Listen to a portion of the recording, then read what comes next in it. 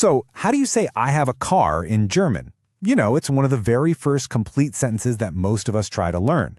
And the answer, well, it all comes down to one single, really powerful verb. In this explainer, we are going to totally break down that verb haben, so you can use it like you've been speaking German for years. Let's jump right in. We're doing a deep dive into the German verb haben. And you might be asking, why just this one verb? Well, because it's an absolute cornerstone of the language. Seriously. By the time we're done here, you're going to know how to use it in the present, in the past, and to build the exact kind of sentences you need for everyday conversations. So, here's our game plan. First, we'll cover the absolute basics, what haben even is. Then, we'll look at how to use it right now in the present, and then how to talk about the past.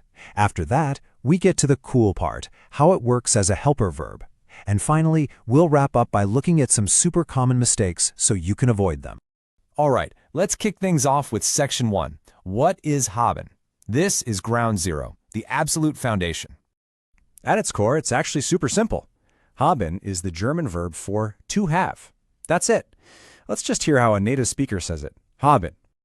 Okay, now this is absolutely key to understanding haben. You've got to think of it as having two main jobs. The first job, on the left, is the one we all expect, showing that you have something. You know, possession. I have a book. Easy. But its second job, on the right, is a bit more advanced. It acts as a helper verb to build other tenses. This is the one you'll need to really talk about the past, and we're going to get into that in just a bit. Okay, moving on to section 2. Let's see how this works in the real world. We're talking about haben in the present tense, how to use it to talk about right now. All right, first things first, and this is a big one. Haben is an irregular verb. All that means is it doesn't quite follow the normal rules, so you just have to memorize its different forms. But don't worry, it's not that bad, and we've got them all laid out for you on the very next slide. Okay, let's walk through this. As you can see, the verb changes its ending based on who we're talking about.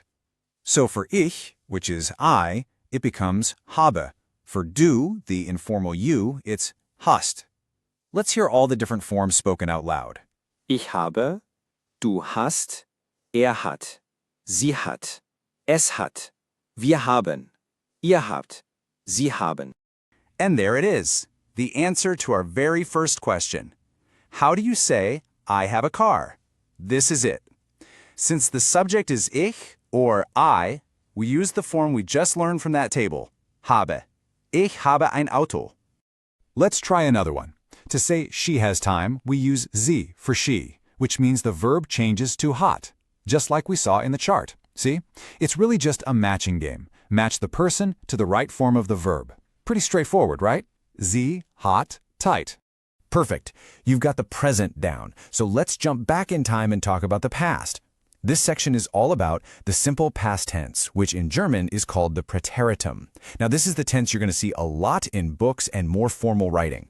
And the good news here is that the past tense is in some ways even a little bit simpler. Check it out. Ich and sie, es, that's I and he, she, it, they use the exact same form, hatte. Again, it's just about learning these new endings. Let's have a listen. Ich hatte, du hattest, hatte, wir hatten, ihr hattet, sie hat. And here it is in a sentence. If you wanted to say, I had no time, you'd just say, ich hatte keine Zeit. It's very direct. And like I said, you'll hear this, but you'll see it way more often in written German, like in a story or a news article. Ich hatte keine Zeit. Okay, buckle up, because this next section is, I would argue, the most important one for you to know. This is where haben puts on its other hat and becomes a helper verb to form something called the perfect tense.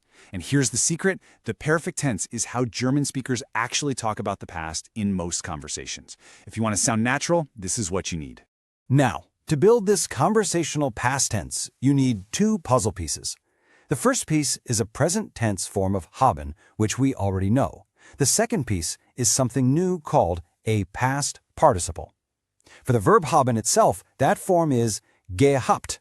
Listen to that transformation. Haben, gehabt.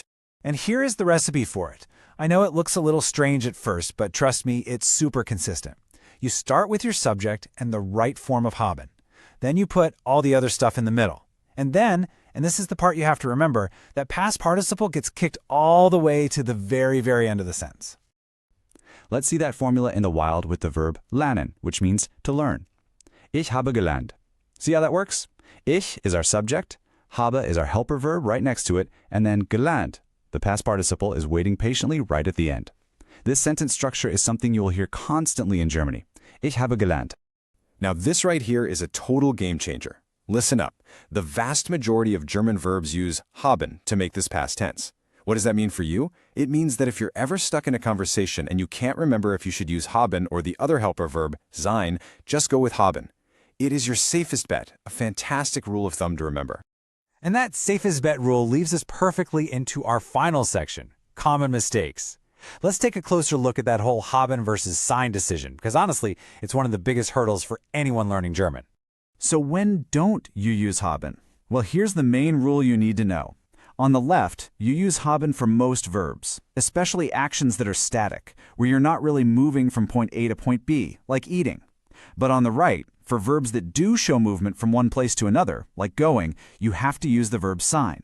Listen to the difference. Ich habe gegessen, ich bin gegangen. This table really drives the point home. Look at that first row. Ich bin ein Auto literally means I am a car, which is probably not what you're trying to say. You need haben for possession. And in the second row, because gegangen means gone and implies movement, you have to use bin, a form of sein, as your helper, not haben. Let's hear all four back-to-back so you can really hear that contrast. Ich bin ein Auto. Ich habe ein Auto. Ich habe gegangen. Ich bin gegangen. So there you have it, the complete guide to haben. To keep you thinking, I want to leave you with a final question. Based on that rule we just learned about movement, what other verbs can you think of that would use sein instead of haben to talk about the past? You know, think about actions like running or flying or swimming. It's a great way to test yourself and see if the rule really clicked. Thanks so much for watching.